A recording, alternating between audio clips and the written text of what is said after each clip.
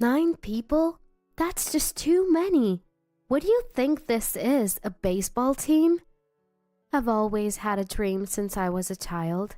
A cute house like the ones in picture books, with a white dog in the yard. But reality isn't always so sweet. I finally managed to get my own house. But when I returned from work, it had transformed into something like a dormitory. I won't forgive them for this. My name is Mary, a 32-year-old office worker. I've been focused on my career, but since my late 20s, my friends started getting married one after another. There were months when wedding gifts really added up to my expenses. Feeling a mysterious urgency, I started trying my hand at dating. Mary, when are you going to give me grandkids? Every time I visited home, my dad, David, would say this, and it made me so uncomfortable that I gradually stopped visiting as much. My mom passed away when I was young, so I grew up with my dad, my brother, and my paternal grandparents. My brother married early and built a house near our childhood home. He has 2 daughters, my adorable nieces. I've got cute nieces at my brother's place. Isn't that enough for you? But you, Mary. We always ended up arguing about it. Then, after a while, my dad was involved in a traffic accident. By the time I got to the hospital, he was in a very bad state. My energetic father quietly passed away while my brother's family and I watched over him.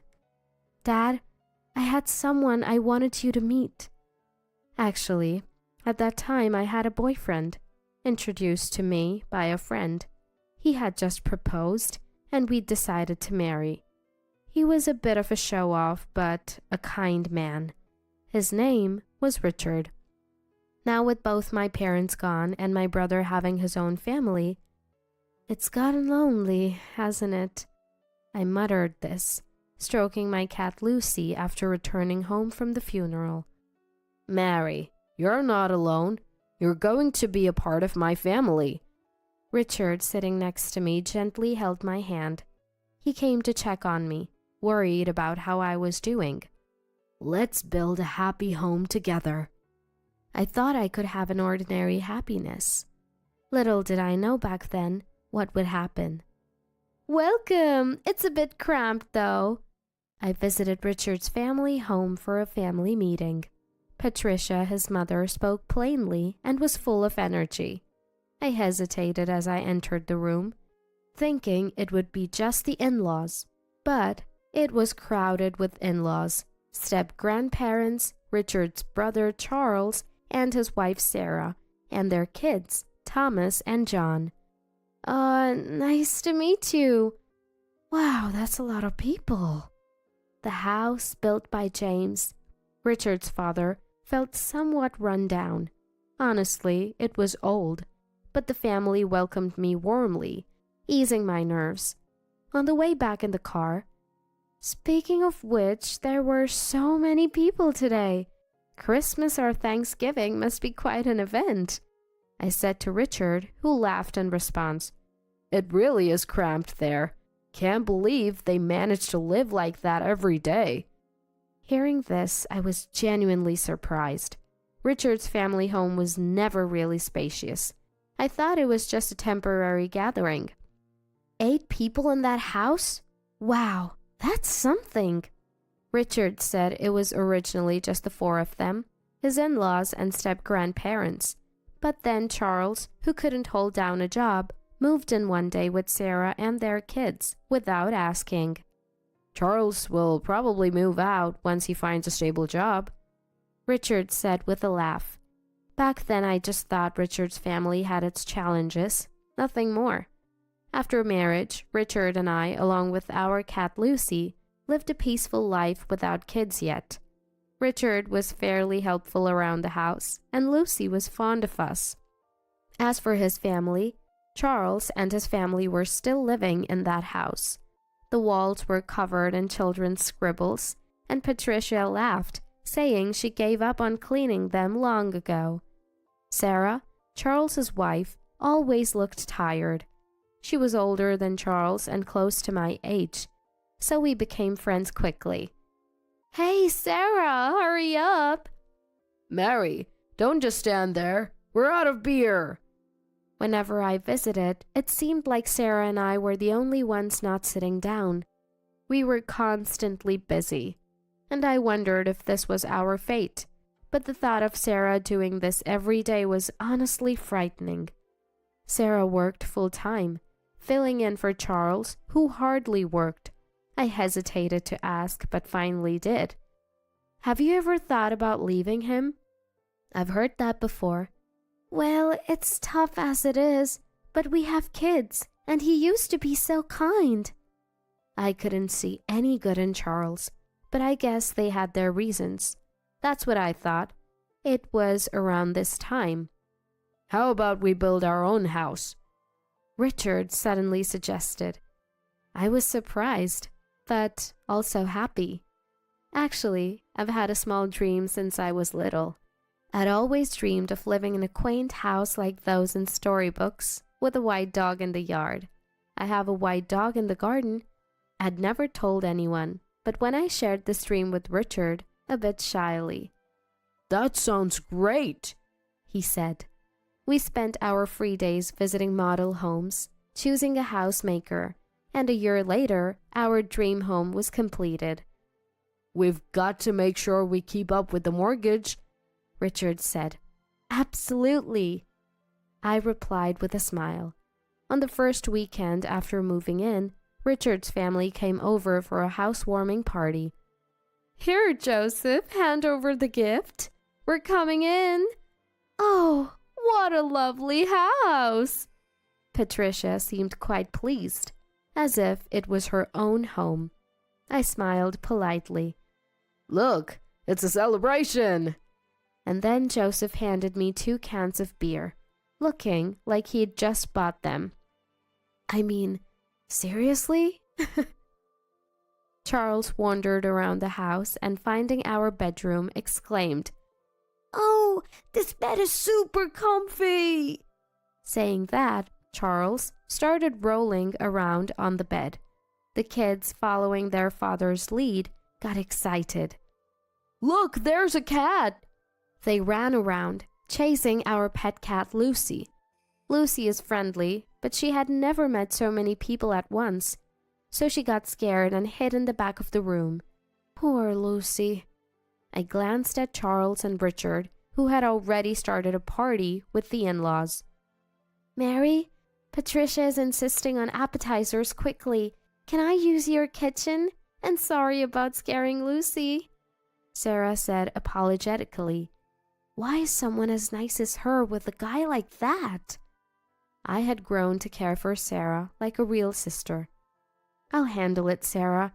You relax," I said, but she still helped with the cooking while managing the kids.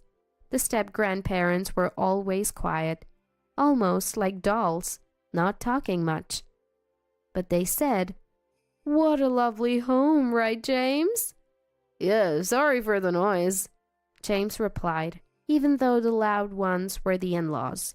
The step-grandparents were the ones with common sense in that house.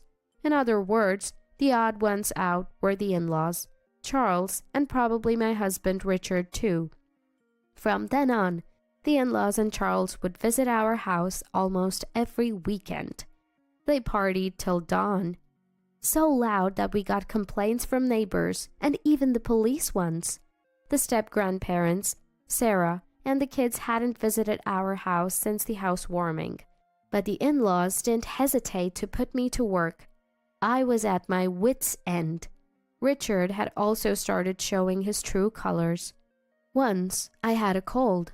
I was too weak to prepare dinner and asked Richard, who was home early from work, to pick something up.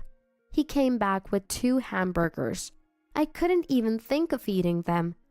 "Why hamburgers? I can't eat this right now," I said without thinking, instead of getting angry. "What are you talking about, Mary? You need to eat to get your strength back," Richard said. "What? If I had the energy to eat that, I wouldn't have asked for help in the first place. I thought to myself, by the way, when Richard was sick once, "Want a hamburger?" I asked him sarcastically. His response was, "No, that's ridiculous. Are you trying to annoy me?" That's what I said. In short, this family was self-centered and lacked empathy. They were done for as people. Enjoy your freedom while it lasts. I'll make sure you all get what you deserve. With that thought, I smirked wickedly. A few days later, I had a business trip scheduled. On the morning of my departure, "Well, I'm off then," I said cheerfully to Richard. "Was your business trip starting today? What a coincidence. Sarah is also on a business trip from today," said Richard. "Really? I had no idea. What a coincidence," I replied. "Mom said they'd be in trouble without someone to take care of the house." Richard laughed mockingly, making me think, what a jerk. I was busy during my time away from home. Days flew by quickly, and before I knew it, a lot of time had passed. A major typhoon hit, and I contacted Richard. "We're fine, but the family home had some serious leaks," he replied.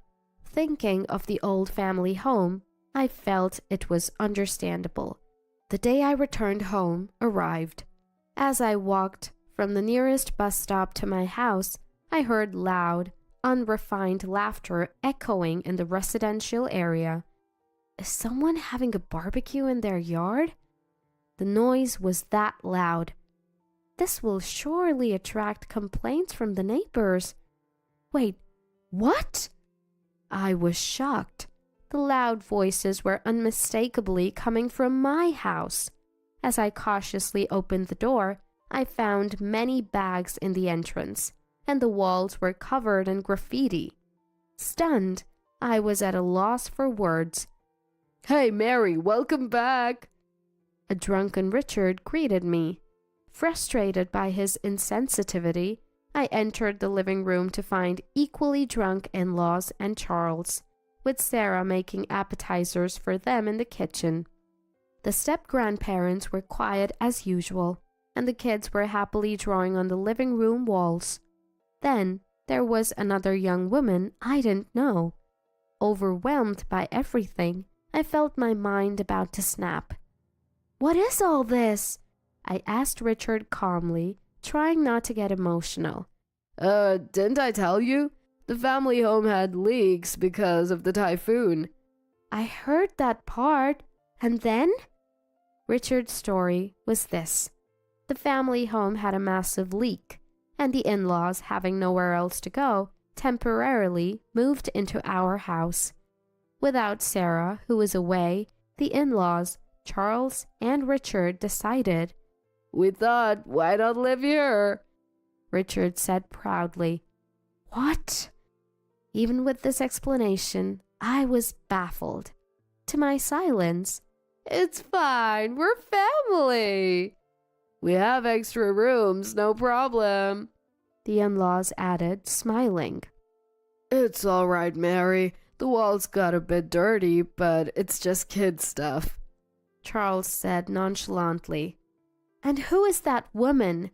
I asked about the woman lounging on the sofa, fiddling with her phone. "Oh, that's Karen, a mutual friend of me and Sarah. Right, Sarah?" Charles asked her.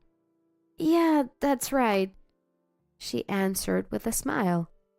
"This girl, Karen, was kicked out by her parents, and Richard said it was okay for her to stay." "Thanks in advance," the not-so-bright-looking girl replied, leaving me utterly confused. In our not-so-spacious living room, there were 9 adults and 2 children. The room was a mess, the walls covered in scribbles, making it look nothing like a new house. The family was loud like a dormitory. I couldn't help but lose my temper. Seriously? 9 people is too many. Are you guys planning to start a baseball team or what? Then I realized something. Hey, where's Lucy? Our pet cat Lucy was nowhere to be found. When I asked Richard and the others, they all claimed ignorance, while frantically searching for Lucy. Lucia? Dad opened the window to smoke and she ran away, Thomas told me. Charles glared at the boy as if he had said something he shouldn't have. What were you thinking? I told you to be careful with the windows, I said, near tears. Richard, looking annoyed, said, Oh, come on. It's just a cat. We can get another one. What's with you? If you're unhappy, we can just get divorced, you know. He said it with such a disdainful face. You just said divorce? I asked. Yeah, I did. I might consider not doing it if you apologize to us. Richard, along with the in-laws and Charles, seemed confident that I wouldn't go through with a divorce. I replied, Oh, really? Well, then here, write this. I slammed down the divorce papers I had prepared. My section was already filled out. I fetched my pre-packed bags from my room. Done? Why haven't you written it yet? I'm busy, you know. And said coolly to Richard. They were all shocked by my preparedness. Angrily, Patricia said, Richard, divorce this woman already. We've built the house, so she's useless now. Patricia said that. Realizing too late, Richard said, Right, Mary. You'll regret divorcing me. But I had no regrets. What are you talking about? You're the one who's going to struggle. Just write the divorce papers. Once Richard finished writing, I snatched the papers and put them in my bag. Then I went to Charles and said, Here, you need to write this too, handing him the divorce papers. He laughed. What? When did I marry you? Looking at the filled-in wife's section, Charles said, Hey, Sarah, this is... Sarah coldly stared at Charles and said, I'm divorcing you. Write it now, please. To which Charles exclaimed, Sarah, bite the hand that feeds you, huh? Joseph was talking nonsense. From my perspective, Sarah had been living like a slave in her in-laws' house. The money she earned was mostly taken by Charles, leaving only a little for living expenses. The money let Charles do whatever he wanted, and the not-so-bright girl in front of me, she was Charles's mistress. Mary, I think my husband is cheating on me. Sarah had confided in me just before Richard suggested building a house. Sarah had been enduring it all for the sake of her children, but recently Charles had even started selling Sarah's belongings and the kids' toys for his own gain. She had reached her limit. Then Sarah told me a story. After hearing Sarah's story, I was furious. From that day, Sarah and I started planning our divorces. Sarah gathered thorough evidence of the affair. Her recent business trip was a lie. We met halfway to look for a new place to live. Like me, Sarah's parents had passed away, and she had no relatives to turn to. However, a close friend offered her a job at their shop in another state. It was a good location, and our preparations went smoothly. All that was left was to present the divorce papers.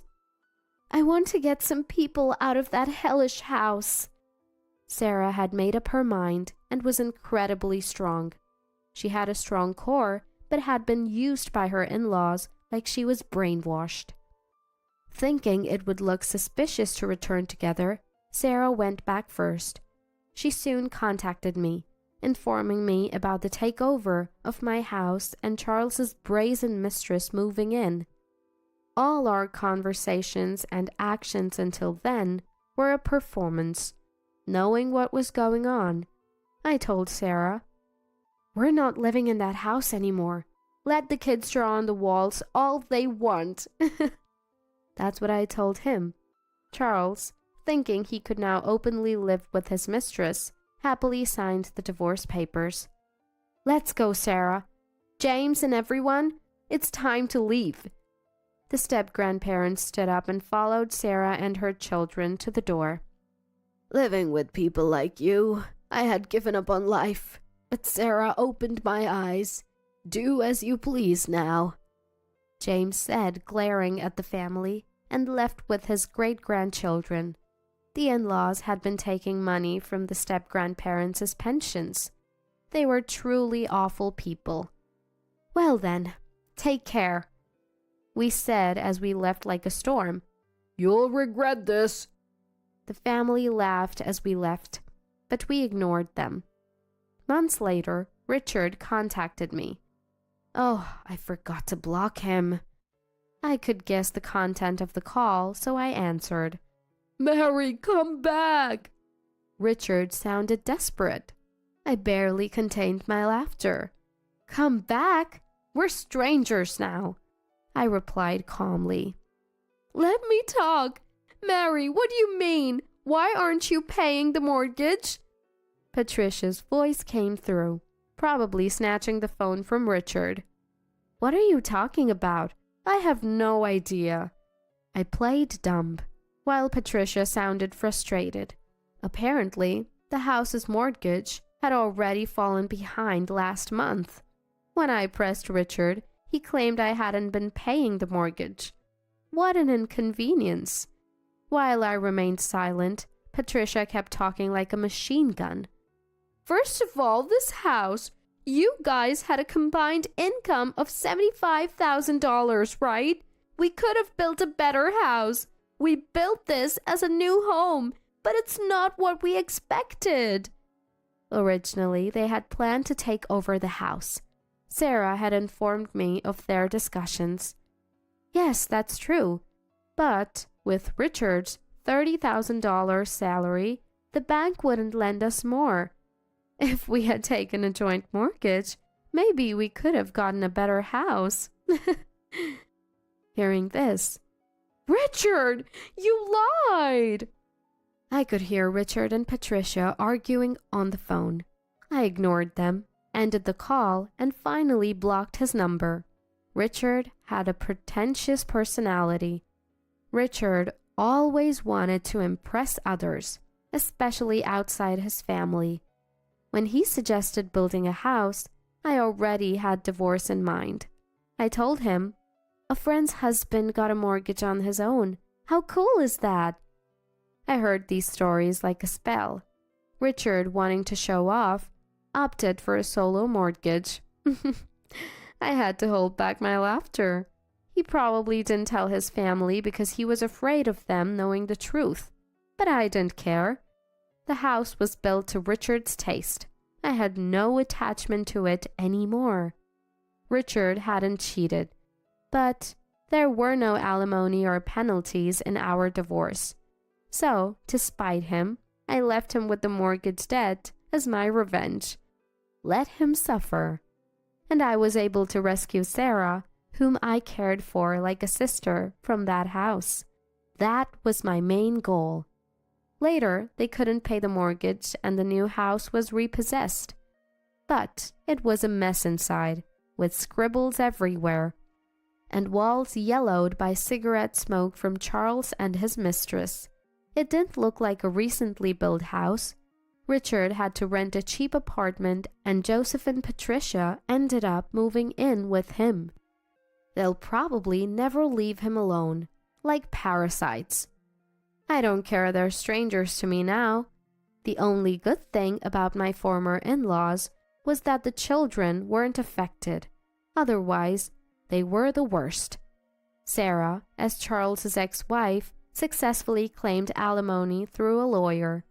She had to borrow money, but managed to pay it off. I'm glad for her. Charles and his mistress became outcasts in their community and are now missing. They haven't repaid their debts, confirming how awful they are. Sarah is happily working at her friend's place. Her kids are doing well too. I hope they find happiness this time. James and Barbara seem brighter now, like a weight has been lifted. They sold the old family home and are enjoying their retirement in a distant place with their savings. That's great news. As for me, I've requested a transfer to a local office. I was reunited with Lucy, my cat. Thanks to social media, someone in the neighborhood had found and taken care of her. It's good she's friendly. Now, I live alone in my late father's house. With my brother's approval, I'm saving to build my dream house. And someday, I hope to introduce someone special at my father's grave. Today, I'm working hard towards that goal. Why don't you just get out of here? Go freeze in the yard, you stupid, useless old woman. I'm getting cold. Please unlock the door. My eldest son's wife was found in the yard the next morning, cold and shivering. My name is Lucy. I am a 60-year-old housewife, and my husband got sick and passed away several years ago. My son, Tom, his wife, Mary, and my grandson, Alan, now live with me. The unexpected death of my husband brought us together. But I felt like I was giving my son and his family enough space and not interfering with them. They thought that being too close would be suffocating for everyone. They did a lot of renovations to have as much privacy as possible. Mary is upbeat and social. She often socializes with a large group of friends. Maybe it was for the best that we rarely saw each other. Alan, my grandson, is in 4th grade. I occasionally look after Alan when she goes out. He is absolutely adorable. Tom is busy with work and works at night, so our schedules don't line up and I barely speak with him. Tom and Mary never fought, and they occasionally went out together, so to me, it didn't seem like their marriage had any major problems. Mary had many friends and hosted parties at her home a lot. She has kept in touch with her mom friends from Alex's kindergarten class, and they are all good friends. They would come over to our house once a week on Fridays and have a party. These parties always bothered me. They started in the evening and didn't end until late at night, with people drinking and being loud. Her friends' husbands would occasionally come over and get drunk too. They didn't care if Alan got sleepy or hungry, so Alan would come to my room a lot when he was bored. One time, an ambulance was called because a drunken friend of hers slipped and fell into glass and was covered in blood. Another time, a fight between couples became so heated that they were on the verge of calling the cops. It was always me who calmed Alan down and apologized to the neighbors the next day for causing a scene. Mary didn't want the parties to stop, and she looked forward to them every week. I considered talking to Tom about it, but since he worked the night shift on Fridays, he had never witnessed these parties. I didn't feel comfortable confronting him. I expressed my concerns about Alan to Mary once. "Don't you think they're a bit much? I don't want the police or an ambulance called. It's bad for Alan."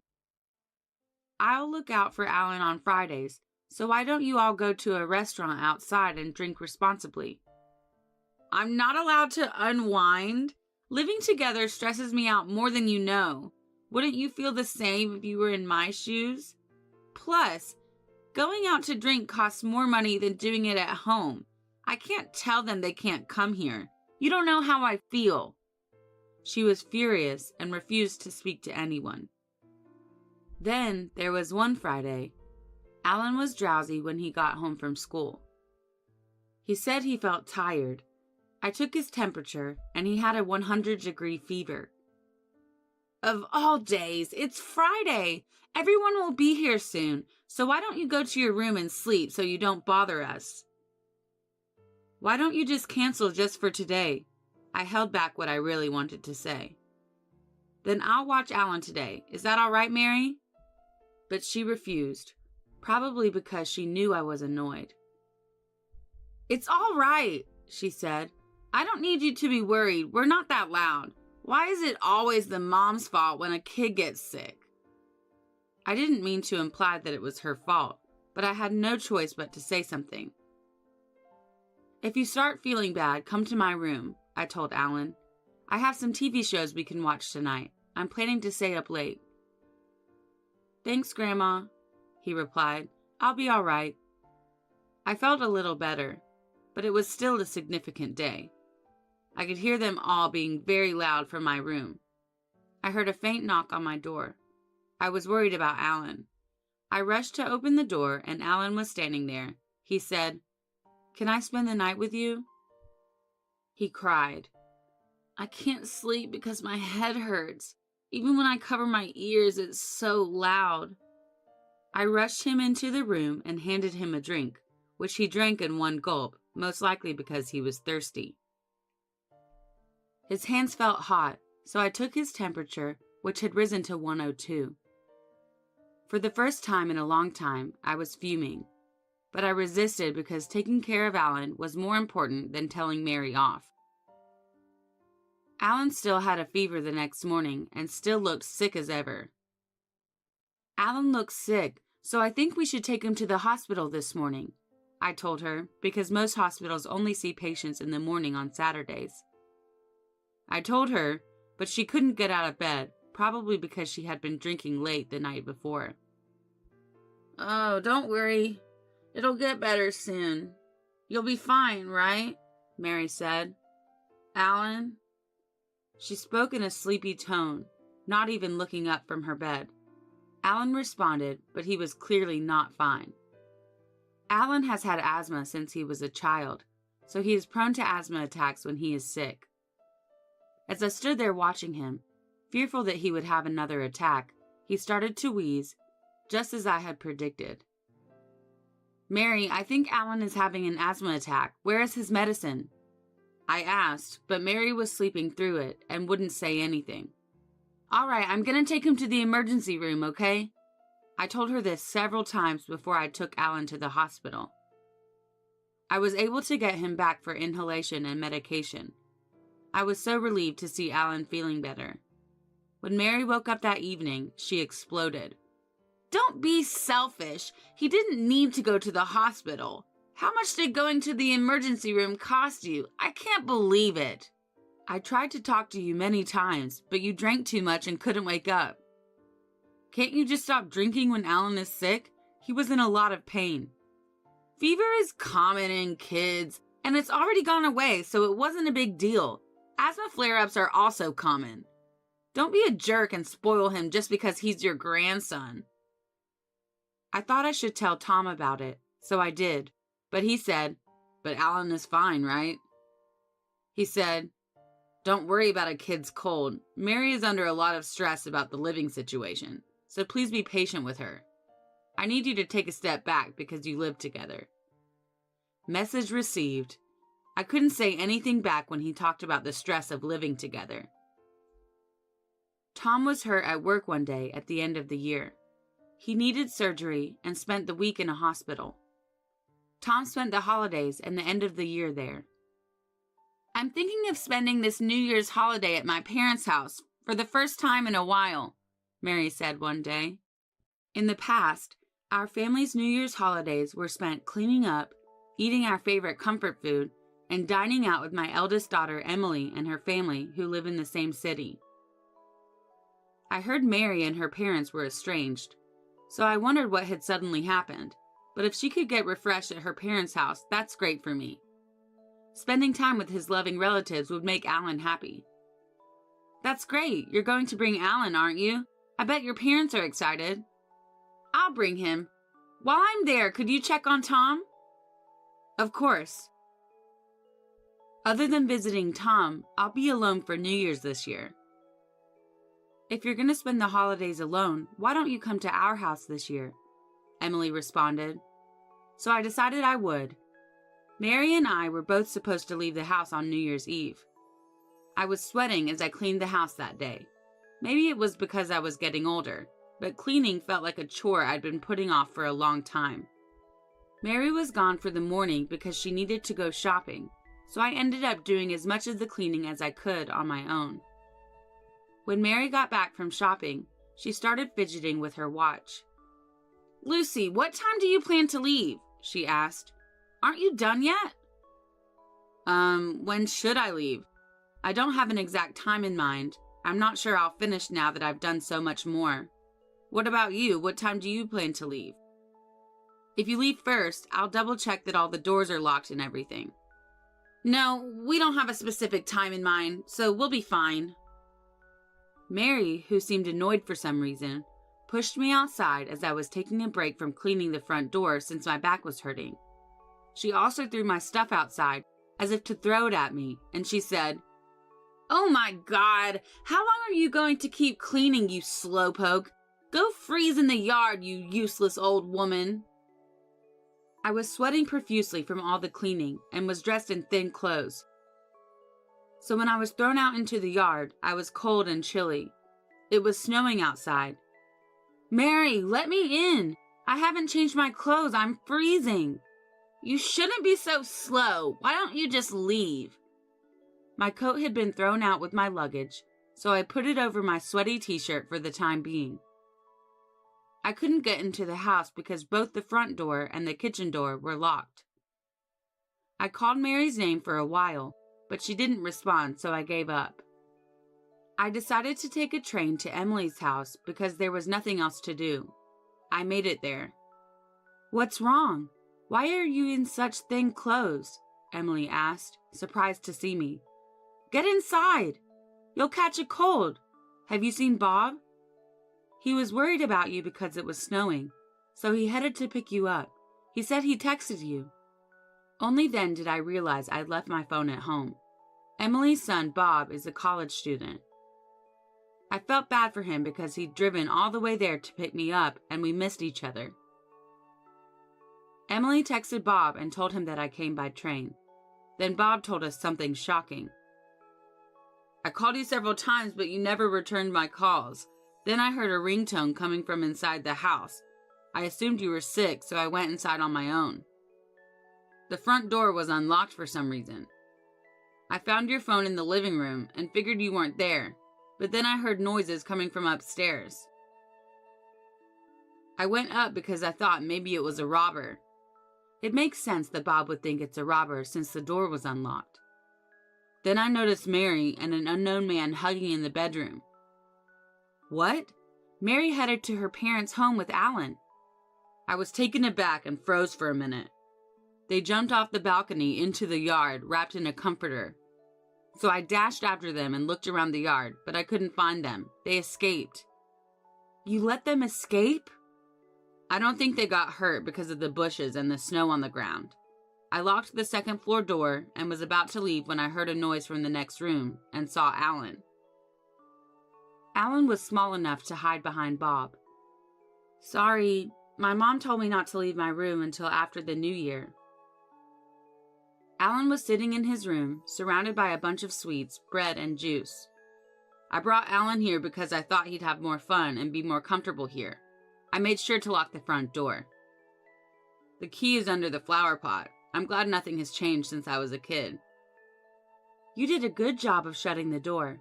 Mother, I believe it's time to discuss the future with Tom." "Let's play some games, Alan." The two happily exited the room. I'm not interested in Mary's affair right now. They can talk it out or do whatever they want, but I can't forget what she did to Alan. We spent that night relaxing with Emily and the others because it was already dark. Emily, Bob, and I went back home the next morning. We chose to leave Alan with Emily's husband. When we got home, we noticed a figure at the front door. It was Mary. She was barefoot and trembling, wrapped in a comforter. "Ah, there she is." "You locked me out!" Mary shivered in the cold and chattered her teeth. We went in the house so Mary could warm up. At this point, I couldn't even speak to her. Eventually, I broke the ice once Mary stopped shivering. "I heard from Bob. Who were you with on the second floor?" "What are you talking about? You've got the wrong person. And Bob, what are you doing breaking into someone's house? Why didn't you press the intercom button?" I noticed a pair of men's shoes near the entrance. But are those Tom's? Let me ask him." There was a thief in the house. I was about to start a fight when I was surprised. It was a close call." That's a big deal. I guess we need to call the cops. Emily took out her phone. Stop! I see what you're doing. Okay, you caught me. So who the hell is that man? Mary lowered her head and didn't respond. Didn't you jump off the balcony with that man? What happened to him? Where is he? He left a long time ago. Mary was surprised to be abandoned by the man she was having an affair with. And she spent the entire night barefoot, wrapped in a comforter, and he had left and gone home. Oh, he left you? How sad. Mary's face became flushed, like Bob's words struck a nerve. How could you not take care of Alan? Did you plan to lock him in the room while you were having fun? I'm not interested in your affair, but I just can't forgive you for what you did to Alan. I agree with her. He's in 4th grade. He can be alone just fine. I may be his mother, but that doesn't obligate me to prioritize him in my life. I have things I want to do as well. Just because he's my son doesn't give him the right to interfere. This caught me off guard. Emily, Bob, and I were all speechless by our rage and shock. Tom will be released from the hospital shortly. Alan and I were to stay at Emily's house until then. The day came for Tom to be released. We decided to have the discussion at our house, but I didn't want Alan to be there. Mary may say something hurtful to Alan. I decided to let him have some fun with Bob. I asked Bob to play with him. Emily, you're here? What's wrong? Emily told Tom the facts in a straightforward way. What do you mean, Mary? Is this true? Well, you were busy with work, and I was lonely. Please accept my apology. Mary, did you lock my mother out of the house in the snow? No, that's not it. And what about locking Alan in the next room for a long time while having an affair? Tom, Mom told you about the Friday night parties, didn't she? Why didn't you and Mary discuss it? I'm not sure how to go about it. The most important thing to remember is to never be afraid to ask for help. I'm tired from work too, and it's been a pain, and I'm sure Mary has a lot to say about living with Mom. You two are a perfect match. You both run away from problems and take the easy way out. Do you ever think about others? You two should talk about it and decide what you're going to do together. You're both adults. But you have to think about Alan. I won't let you turn your back on him. They decided to divorce a few days later. Mary was ordered to pay child support and alimony to Tom, who had custody. Mary admitted everything, and the divorce went smoothly. We never found out who she was cheating with. Mary refused to say anything, and Tom was too busy establishing a new life for himself and Alan to worry about it. But 3 months later, the other man's family found out about the affair, and we learned who he was. To my surprise, the other man was married to one of Mary's mom friends. It was one of the men who came to the Friday night parties sometimes. He and Mary continued their relationship after she and Tom divorced. The reason she easily agreed to the divorce was because she didn't want anything about the parties to come out. I don't understand how she could keep dating a man who abandoned her in the snow while she was freezing. Mary stayed with him even though she had to pay child support and alimony. The other man's wife demanded alimony and that she distance herself from him. Then I kept thinking about how the front door was unlocked that day. They were both too focused on the affair and had forgotten to lock the door. Bob would have rung the intercom if it had been locked. I told Bob that even if the door was unlocked and he suspected there was a burglar, he shouldn't have gone in, because he could have been attacked. Because I was worried about Grandma, he explained. Those two would have been surprised if the cops showed up out of nowhere and caught them cheating. I'm not experienced enough. Because, well, you know, he's a bit of a jerk, but he tries to make everyone laugh, and he treats Alan like his own brother. Mary had a lot of friends, and word of the affair spread quickly to everyone. She left the area, most likely because it was hard for her to live in the same city. Apparently, the group of friends harassed them quite a bit until they moved. They are living a life they can't afford in a new place. They have to spend money on Alan, pay alimony to Tom, and pay alimony to his ex-wife. Mary is at odds with her parents and is working tirelessly with no help. She called our house once. "I'm so sorry," she said. "I'm lonely and I'm suffering because I don't have anyone to turn to. Please forgive me. Please help me." Oh, it was one thing to want to see or talk to Alan, but it was another thing to want to avoid responsibility for what she had done. The kids of Mary's mom friends bullied Alan for a while because of Mary. Tom was able to talk to their parents, and the kids fixed things amongst themselves. But I wonder how much it broke Alan's heart for his mother to disappear and then be bullied by his friends. I thought about telling Mary how hard it is for Alan, but I doubt she would care. "Is that all you want to say?" I asked. "Don't contact me." That's all I said before hanging up the phone. I moved in with Tom and Alan. There have been ups and downs, and there will be more downs, but we will work together to overcome them. Tom also cut back on his work hours and began spending more time with Alan. I'd also like to thank Emily and her family for their help during all this. Emily said many things I should have said. Bob loves Alan, and the two became like brothers. I hope he will be raised right in a warm family. I'm glad I get to watch him grow up. Marriage isn't the only path to happiness. I heard someone say that on TV, and it's not entirely wrong. I'm 45 and single, but I'm living a fulfilled life. At my brother's wedding, I've thought, they look so happy. I'm a bit envious, but marriage really hinges on who you're with. This is a record of my battle with a crazy woman I encountered. My name is Elle, and I'm 45 years old. I'm a single woman living alone. I've given up on marriage, but I haven't given up on my life. Work is going well, and I'm enjoying happy days. If you asked me if I have my retirement planned out, I couldn't exactly nod in agreement. However, I've already paid off my home loan and I'm preparing for retirement by revisiting things like insurance.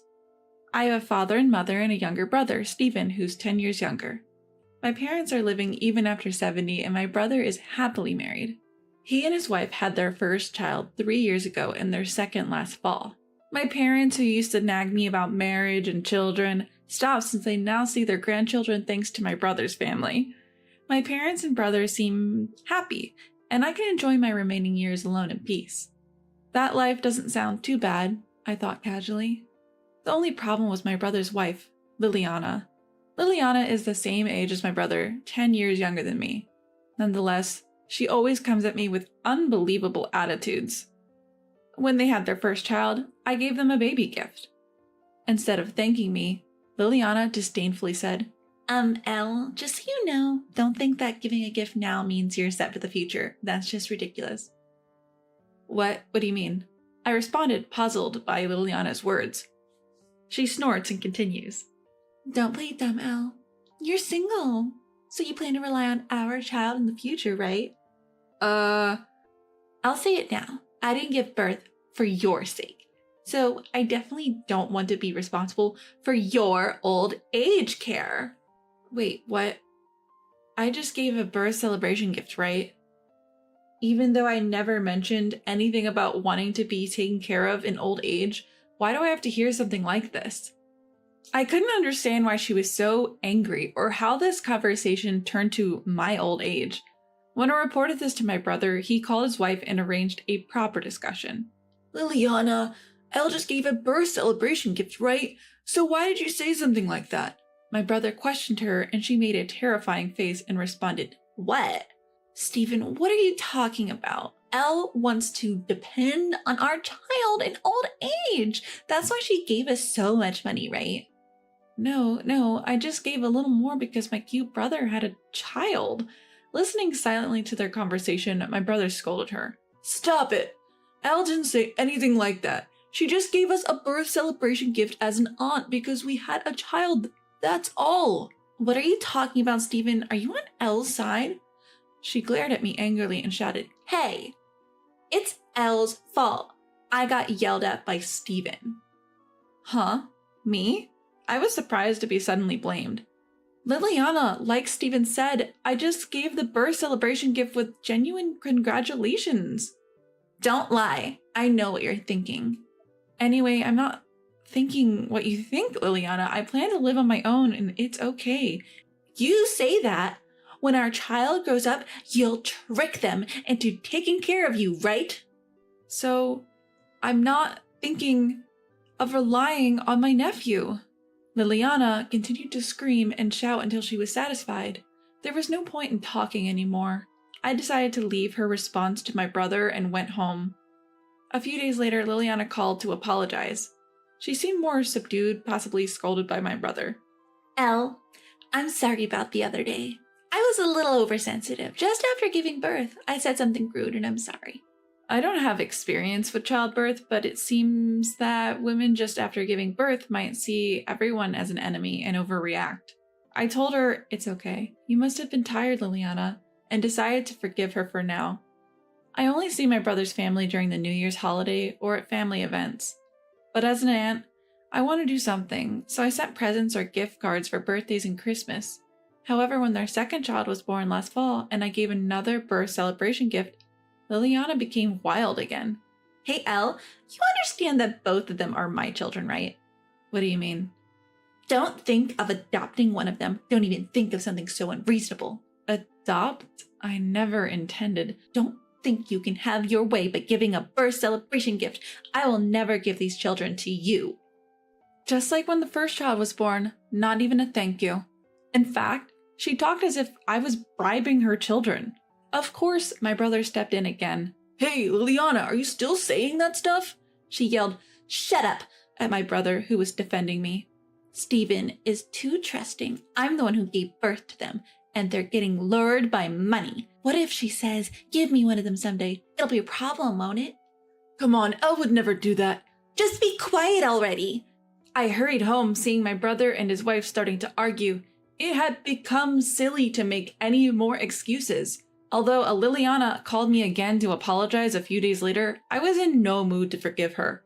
I'm really sorry, I lost control of myself again. I had no sympathy left. Thinking about the future, I was sure it was best to have less to do with her. I think it's best we don't see each other anymore. You don't have to pay me back. Good luck with raising your kids. I told her that over the phone and hung up without waiting for her reply. I'm 45 and single, surely not a good look in society, and I do worry about my old age. But that doesn't mean I intend to rely on others or even worse, expect my nephews to look after me. No matter how much I explain this to Liliana, she won't believe me, nor does she take my opinion into account. Feeling it would only worsen my mood, I decided to keep away from her as much as possible. I didn't send anything for the first Christmas after my brother's second child was born. I contacted my parents and decided to visit them separately from my brother and his wife. After the new year, a few days into my regular work schedule, I got a sudden call from Liliana. Hello? I answered, showing no credulity.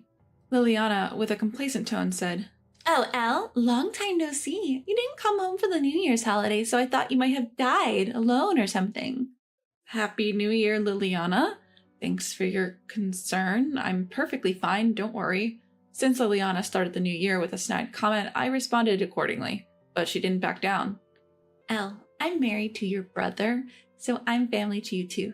Do you understand? What? What's this all of a sudden? Ignoring my feelings, Liliana started saying incomprehensible things. We're technically relatives, you know. Do you know about family relationships? You might not get it since you're single, but it's important, you know? Her words, spoken with an air of authority, evoked no emotions from me. Liliana said, Basically, this is what I mean, and went into an explanatory tone. Elle, you are the only aunt for our kids, so please do your job as an aunt. What do you mean, the job of an aunt? Huh? You still don't get it? Birthdays, Christmas, and graduation gifts. Celebrating children is common sense for adults, right?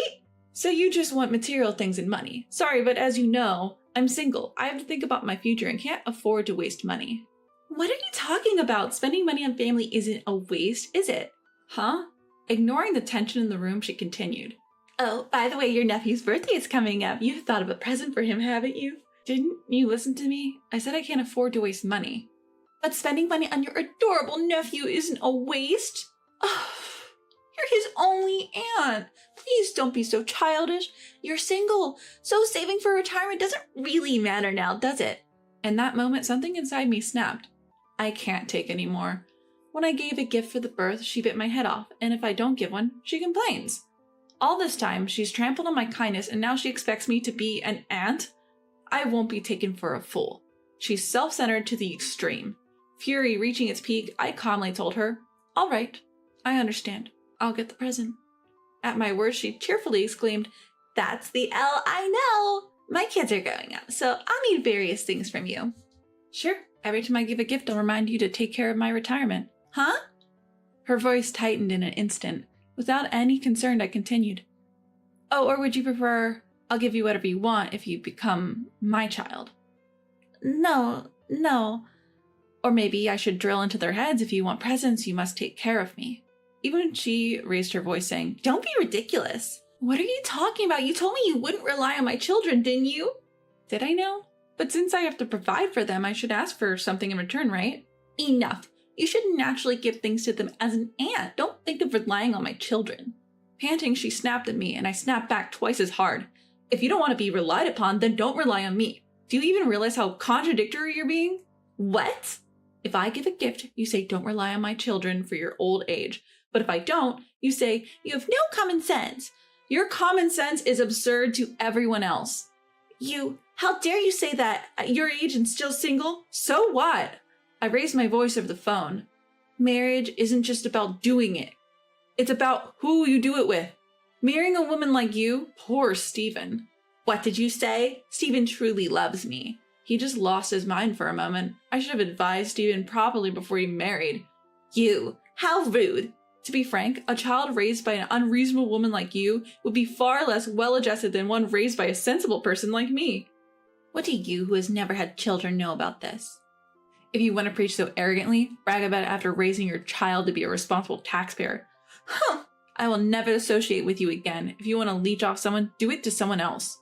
In a moment of fury, I hang up the phone and immediately block Liliana's number. I then call my brother and tell him what happened. "I had no idea this happened. Elle, I'm really sorry that Liliana has been so rude and offensive." "It's okay. I don't think Liliana and I will ever get along. We had a big fight after all." "No, but it's fine. I don't intend to deal with her anymore. I feel bad for you, but I don't want to be manipulated by her anymore. I don't want an apology. My only wish is to completely sever my relationship with Liliana." Afterward, I asked my brother to delete my contact information from Liliana's mobile phone. I also contacted my parents asking, "Please don't tell her anything about me if she asks." When I go home, I make sure my visits don't coincide with my brother and his wife, and I ask him to call only when Liliana is not around. Since then, I haven't seen Liliana. My nieces and nephews were really cute, and I would like to watch them grow up if I could. But the stress from Liliana was even greater. Whether I was doing something out of kindness or not, Liliana always complained and threw sarcastic comments. How convenient are the family relationships she talks about? She can't comprehend it at all. Liliana is apparently still complaining to my brother about me. "Elle blocked my calls. Unbelievable. What about the entrance gift? It can't be nothing, right? Your nephew's birthday is coming up soon, right? Surely you're not really going to ignore it." And so on. Ranting and causing trouble for my brother. I feel truly relieved to have cut ties with her early. Given how things were, it was only a matter of time before her relationship with my brother soured. I've withdrawn from Liliana's troublesome family relationships, and I don't feel inconvenienced. Rather, I'm more stress-free than before. My parents, too, are fed up with Liliana and show understanding towards me, which is truly a relief. They said, "I'll let you secretly meet with your nieces and nephews. Now that I don't have to waste money on family relationships, I want to use it for my own happiness and ultimately for my old age." What's going on here? I had been away for about 2 months from my childbirth, and our house was an absolute mess when I returned. As I exclaimed in shock, Alfred scoffed at me. "Work for the time you took off! If you have a problem, let's get divorced! Haha!" As I stood speechless, Alfred wore a smug expression. Soon, he dramatically displayed the divorce papers he was holding. "I'm off for happy hour now, so you better clean this up." Without even thinking of holding our baby, Alfred walked out. A volcanic rage boiled within me towards him. I will never forgive him. Who needs a husband like this? Not me. My name is Samantha. At 37, I married Alfred, who's a year younger than me, and got pregnant 2 years later. We both worked at the same company, but my morning sickness was so bad I had to frequently take time off. That's when Alfred started acting weird. Both of us had lived alone for a long time, so we were both capable of doing household chores. We didn't have any specific division of labor, and managed our lives quite well. However, since I started taking time off, Alfred became visibly grumpy and began to demand I do chores, even when I was bedridden with morning sickness. Why isn't dinner ready? Why haven't you folded the laundry? And you're not even working! On top of dealing with nausea and fatigue, I now had to deal with Alfred's verbal abuse. He never used to be like this. Why? You taking time off for morning sickness is making things awkward for me at work. I've never heard of anyone doing that. Remember Mabel, who just came back from maternity leave? Apparently, she never had any trouble with morning sickness. But even hearing that, it's not like I wanted to take time off. Morning sickness affects everyone differently. Some have it for their first child, but not the second. It varies from one pregnancy to the next. I feel bad I can't cook or do laundry right now, but it's not like I'm slacking off. Please understand that. I managed to say, lifting my heavy body, but Alfred just glared at me. Must be nice being the pregnant lady and getting away with it. At least you could have made some rice. That's not too much to ask. His words pierced my heart. I couldn't stand the smell of cooking rice since my morning sickness began. It would make me feel nauseous. I had already explained this to Alfred, and still, I couldn't come to terms with how he changed so suddenly. Right now, I'm involved in a major project at work. I don't want to take time off if I can avoid it. I try to get some work done at home, but the nausea and fatigue get in the way. I'm grateful for our baby, but it's tough managing work and daily life. Experiencing pregnancy for the first time, nearing 40, was physically and emotionally draining. I just wanted Alfred to understand and help with chores, but he acted the exact opposite of what I hoped for. It might be true that other women at work don't take time off during their pregnancy, but I wish he'd listen to me, his wife, first. Once my morning sickness subsides, we can return to how we used to be. I decided to focus on that hope, but that hope was shattered. One day, Alfred said, I talked to Nolan the other day. He's never lifted a finger at home. Makes me realize how great a husband I've been. It's always been about you, Samantha. You need to grow up now that you're becoming a mom. Nolan is the husband of our colleague, Mabel. They're the poster couple at work. I've heard numerous stories about how they became a couple and their ups and downs. They're well regarded and trusted. And Nolan never doing chores? I'd love to hear the truth someday. Yet Alfred kept comparing himself to Nolan, piling chores on me. Will I ever have a good relationship with Alfred once our child is born? I spent my days tossed by these emotions. As my due date approached, I decided to give birth at a clinic near my parents' house. A few weeks after moving to my parents, I gave birth to a beautiful girl. Seeing our baby, all the pain and fear disappeared. Alfred changed back to being a caring husband and a loving father. He would feed the baby, change her diapers. While serving tea, Mom praised him. Thank you, Alfred, for coming even on weekdays. Samantha, show some gratitude. Watching Alfred care for our child, Mom was very impressed. Though I had mixed feelings, I had to admit he was stepping up. Maybe holding our child changed Alfred. I thanked him. Thank you, Alfred. I know you're tired from work. Don't overdo it, okay? He smiled and replied, She's our child. It's natural for me to care for her. You rest up, Samantha. He really is back to his old self. A wave of happiness washed over me, and I was looking forward to our life together. After a month-long checkup at the clinic, we planned to return to our apartment with our daughter the next day. Mom looked a bit sad and said, You could have stayed a bit longer. But Alfred had repeatedly asked me to come home early. He probably couldn't wait to start our life together as a family. Excited, I opened the door to our apartment. But what I found was beyond belief. Clothes were strewn everywhere in the living room. Dishes were piled up in the sink. And the brand new baby crib was still in its box. What is this? I cried out in shock. Alfred appeared, laughing mockingly. Finally, you're back. Do you know how hard it was without you? Make up for your absence and get to work. That's why I wanted you back early. If you have a problem, let's divorce! Ha! He spread out the divorce papers right in front of me, making sure I could see them clearly. Alfred's section was already filled out. I couldn't believe that my own husband could be like this. I was left speechless. I had thought he's changed. Our daughter has transformed him. How wrong I was. Without uttering a word, Alfred headed for the door. I'm off for happy hour. If you don't want a divorce, better clean up. Leaving with a condescending tone, Alfred walked out. He didn't even try to hold our daughter, not even giving her a fleeting glance. At that moment, everything became clear to me. His behavior at my parents' house had been an act to get me to come home sooner. I had hoped that one day Alfred would return to being his old self. I believed that as I went through childbirth, but I can't anymore. Holding back the overwhelming anger, I made a decision. I will never forgive that man. Divorce? Bring it on. I'll be the one to leave him. Once I made up my mind, I acted swiftly. I signed the divorce papers he handed me and immediately submitted them to the city office. After they were successfully processed, I packed my belongings and got into the car. I'm coming back, I texted Mom as I headed home. Samantha, what happened? Mom was worried as I arrived. I told her everything, the history, and how Alfred treated me after coming home. She was in disbelief. Alfred did that? Seeing her shocked, my heart ached. She had only seen the good in Alfred. Can't blame her. I was never good with relationships, and at 30, I still had no partner. They probably worried if I'd ever marry. They were overjoyed when I introduced Alfred, so I never told them about our marital issues. I had tried so hard to put their minds at ease, not wanting to burden them with more worries. But right now, I couldn't concern myself with what my parents thought. I had reached my breaking point.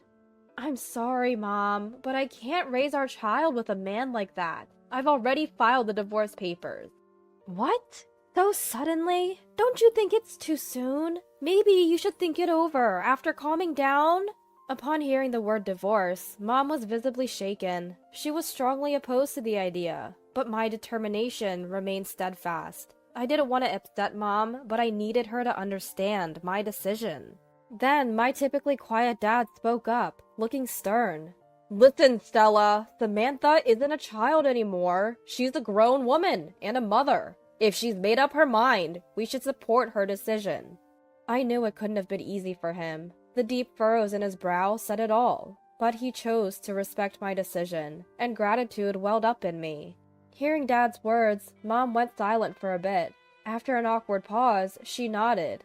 All right, accepting my choice. Late that night, as I was awakened by my daughter's cries, my phone buzzed. Alfred's name lit up the screen. Ignoring his call, I changed my daughter's diaper and began nursing her. After putting her to bed, I checked my phone again. It was flooded with missed calls and texts from him. Where are you? Not cleaning again? Slacking off, huh? I'll teach you a lesson. Answer me. If you don't come back now, we're seriously getting a divorce. Despite his wife suddenly leaving, his condescending attitude persisted. Reading his messages, my disdain for Alfred grew even stronger. I've already submitted the divorce papers. I sent just that text and nothing more. The next morning, more calls came in, but I didn't answer. If I had, I was sure he'd just hurl insults at me. The texts he sent were, as expected, filled with harsh words directed at me. A week later, the tone of Alfred's messages changed. Can we talk? Please respond. I know I messed up.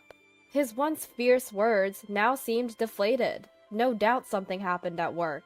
Even though I was on parental leave, I had informed the company just a few days ago about my divorce. It seems my hunch was right. Among the texts from him, there was a message from Nolan.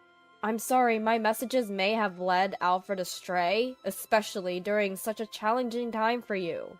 I learned from a call with Mabel what had transpired. Apparently, when word of our divorce got out at the company, Alfred tried to paint me as the villain. It's my lazy wife who's at fault, right, Nolan? You've never helped with chores at home, right? It's wrong for men to do housework. Alfred had hoped to rally Nolan to his side with those comments. However, Nolan responded with clear disgust, reprimanding Alfred. I don't believe housework is just a woman's job. Couples should cooperate. That's why I never said I helped. Doesn't mean I don't do it. Don't twist my words to fit your narrative. Alfred, who had been so sure of himself, stood stunned upon hearing the truth. Other colleagues were present, and now rumors about Alfred's behavior spread rapidly. Unable to handle the mounting pressure, he likely reached out to me for support. But it wasn't about Nolan. Alfred had changed, and not for the better. He demanded that I do housework even when I was weakened from morning sickness, made me clean, and do laundry when I couldn't move freely due to my growing belly, and commanded me to clean our messy home right after I came back from childbirth. No matter how much he apologized now, my feelings would not waver. I decided to completely ignore him, but Alfred wouldn't give up. One weekend morning, he showed up at my parents' home. When I opened the door, he began apologizing profusely. "I'm sorry! It was my fault! Please, give us another chance!" Seeing him so desperately apologize, I was taken aback. This was the man who had looked down on me for nearly a year. When I remained silent, Alfred continued. "Nolan corrected me. It's not that he never helps with housework, but he sees it as a given, not something he helps with. I misunderstood and took it out on you, Samantha. But from now on, I promise I'll change. I'll do my part in housework and child rearing. Let's try again." "You're the liar here." I immediately pointed it out, and Alfred blurted out, "What?" in a dumbfounded tone. I was deeply exasperated by my poor judgment in choosing him as a partner. There's no way I could ever reconcile with such a man. I glared at Alfred and sternly said, "You know, I got a message from Nolan and Mabel, so I've known from the start that you misunderstood what Nolan said. But the thing is, you conveniently interpreted it to push all the household chores onto me. That's all on you, isn't it? Can you not act like Nolan misled you? You're just too selfish." At my words, Alfred looked shaken, but it seemed he still hadn't given up. I'm sorry. It was my fault for misinterpreting. Please. So, no matter what you say, my feelings won't change. Just leave now." I cut off Alfred's words and coldly sent him away. This time, Alfred clung to my arm in desperation. "Please, hear me out. Things are tough at work now. Nolan's family looks down on me, and everyone else is cold. If we can mend our relationship, maybe they'll change their minds." I see. So that's what it is. This man, after all, is just that kind of guy. Only thinking of himself. A truly despicable man. You're always thinking about yourself. Grow up. Face the consequences of your actions. I forcefully shook off his grip. He collapsed to his knees, burying his face in his hands. In the end, my father had to escort him out. A year passed. My daughter started attending daycare, and my maternity leave ended. The idea of working with Alfred again made me uneasy. However, I wasn't willing to let go of what I'd built for his sake. When I returned, everyone welcomed me warmly. At that point, I came to a shocking realization. Turns out Alfred had left the company more than half a year ago. Apparently, he couldn't stand the looks he got and decided to leave. Later, he sought refuge at his parents' home, but his older brother's family was already living there, making things uncomfortable. Given his age, he struggled to find another job. Now he's responsible for all the household chores at his parents' house. As for me, I'm working hard to regain the skills I lost during maternity leave. With my parents' support, I'm managing both work and childcare. I'll continue to give my all every day for my daughter. Ugh, this is why I can't stand kids with uneducated parents. They're so rude and difficult to deal with. Who are you talking about? Oh, you don't get it unless I spell it out for you? Guess you're not too bright either. I am talking about your mom. She's just pretty and all she does is laugh.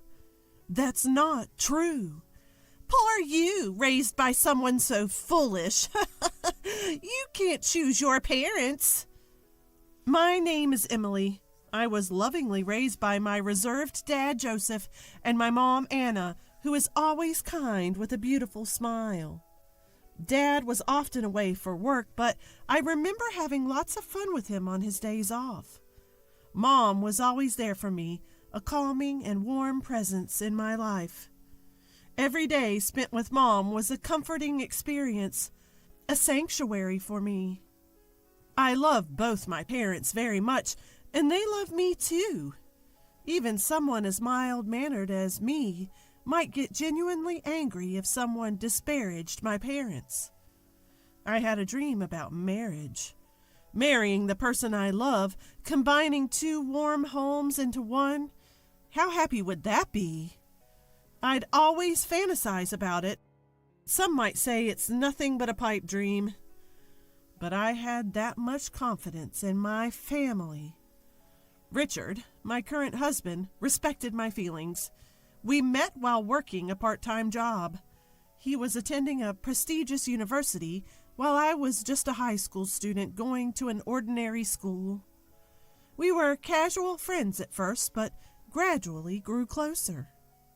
I ended up going straight into the workforce after high school while he was still a college student at the time. We were attracted to each other because we had different perspectives stemming from our different environments. About a year into dating, he proposed to me. Our families get along really well, so I'm sure we'll also make a great family. I was really hopeful hearing him say those things. We got married, believing in those words. I had imagined a happy married life, but life isn't always that easy, is it? Little did I know that this decision would throw my life into chaos. Emily, when are you planning on moving in with us?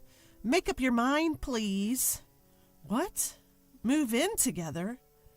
Before marriage, we lived together in my apartment and continued to do so after. Since we had no kids, I figured we would keep living there. But it seemed that wasn't good enough for my mother-in-law, Rebecca. You're married to my son now. That means living together. Isn't that obvious? Is it? Richard never mentioned anything. You can't figure this out without your husband telling you? Use your brain a bit. I'm sorry. I'll discuss it with Richard and let you know. And just like that, my newlywed life turned into living with my in-laws. I didn't mind living together, but there was some things that bothered me. What is this cleaning? Unbelievable. How can you be so lazy? Did I do something wrong? I tried to be as thorough as possible. I had swept and wiped the floors, even used tape to pick up small dust particles. I removed water stains and dried the wet areas. I even did regular mold removal. What? Can't you see? The ashtray is full of ash. That's from David, who just smoked. I can't handle every instant. Home should be a relaxing place, and you leave a dirty ashtray? It's because you don't respect me that things are like this. I can't believe you're so inconsiderate. It was my father-in-law, David, who was smoking, filling up the ashtray that I had just cleaned. I can't keep up with that. Rebecca just doesn't get it. And what is this food? It's inedible. What kind of upbringing leads to this kind of taste? I think it's pretty average seasoning. What exactly didn't you like? Don't you know without me saying? It's too salty. You're jeopardizing our health. I didn't think it was that salty. I'll be more careful next time. Please do. We can't stay healthy if we keep living like this. I always thought my cooking was just average. I don't have an extensive repertoire of fancy gourmet dishes. What I lack in style, I make up for by consistently creating dishes that taste just fine. However, no matter how careful I was with my seasoning, it never seemed to please Rebecca. You've got to be kidding me. This is too salty. It's like you're doing it on purpose. I didn't mean to. I thought I made it quite mild. No matter what I cooked, Rebecca always had complaints. But when her friend came over and tried my fried chicken, she had something different to say. "Oh, wow, this fried chicken is delicious. Did you make this?" "Yes, I took my time to prepare it, knowing you were coming over." "You're too kind." Despite constantly criticizing me, Rebecca had no problem taking credit when her friend complimented the food. "Make that terrible fried chicken again. I'll just have to bear it." "If you don't like it, I can just buy something from the store." "Didn't I tell you to make it? At least this way you can recognize your own shortcomings." Rebecca would make me cook fried chicken, then pack it up and give it to her friends as if she made it herself. She would lie about being the cook, then turn around and criticize me. I never understood what Rebecca wanted. She probably didn't like me, but she wanted the neighborhood to think well of her. I had to live in this environment. Every day was stressful, and it was wearing me down mentally. Neither my husband nor David ever stepped in to stop this cycle. Both seemed to tactically agree with Rebecca, leaving me feeling more isolated. This is my first experience with married life and living in a two-family home. Maybe this is just the way the world works, and I'm the one who can't handle it. I had no one to talk to, so I tried my best to endure it on my own. "Emily, my clothes haven't been ironed. I wanted to wear this outfit for lunch today." "But you said you wanted to wear something else yesterday. I've already ironed that." "Well, I changed my mind. Being my son's wife, you should have anticipated that." At this point, I had no idea what the right thing to do was, and I was utterly frustrated. In that house, I felt like I had no allies. I gritted my teeth and put up with it, thinking that patience was my only option. Then, one day, the inevitable happened. Rebecca made sarcastic comments to me, as usual. By now, I've grown used to it and don't take it too seriously. Maybe she finds my reactions boring because her attacks have changed lately. "You're always so inadequate, no matter what you do. I'd love to know your upbringing." "I was raised by my parents just fine, thank you. Maybe I'm not perfect, but—" "Talking back, huh? Exactly my point. Normally, people don't raise children to talk back to their mother-in-laws." "It's all your mother's fault. She doesn't have any impressive degrees, does she?" "She might not have degrees to flaunt, but that's a different issue." "See? Talking back again. That's why you're no good. Your poor upbringing really shows." "Enough. Can you please stop insulting other people? I can't take it anymore." My voice grew stronger as I couldn't hold back my emotions. Rebecca didn't miss my slight glare. This is why I hate kids with low-educated parents. So impolite and difficult to handle. "Stop talking about my mom. Education has nothing to do with this." "Oh, you must be stupid too, then. Your incompetence speaks volumes. Must be nice to skate by on your looks alone. I couldn't live like that." "I haven't, but that's beside the point. You're pathetic, raised by such clueless parents." "Well, you can't choose your family."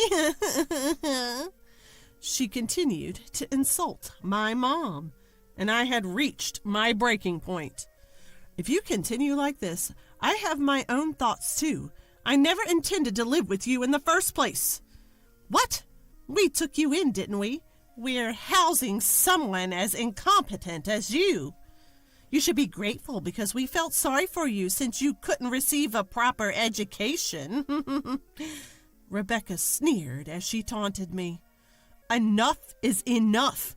You have no right to say these things. At least my mom never raised me to insult other people." David finally broke his silence after hearing our exchange. "What's with that tone? Don't you have any respect for us? I'm just giving you guidance. That's what a daughter-in-law should be grateful for. Let me be clear. I have no respect for you. All you do is complain, right? You're unbelievable. You don't belong in this family. Seems like you need some tougher lessons. David seemed quite frustrated with my defiance. My husband watched this whole exchange without intervening or saying a word. This situation is just not right. I thought we'd be a good family. I decided I couldn't stand my husband or his parents any longer and chose to divorce and cut ties. This family is messed up. I can't take it anymore. I'm cutting you all out of my life. What? You're divorcing him?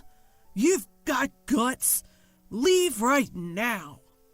I took David at his word, quickly packed my bags, and left my in-laws' house.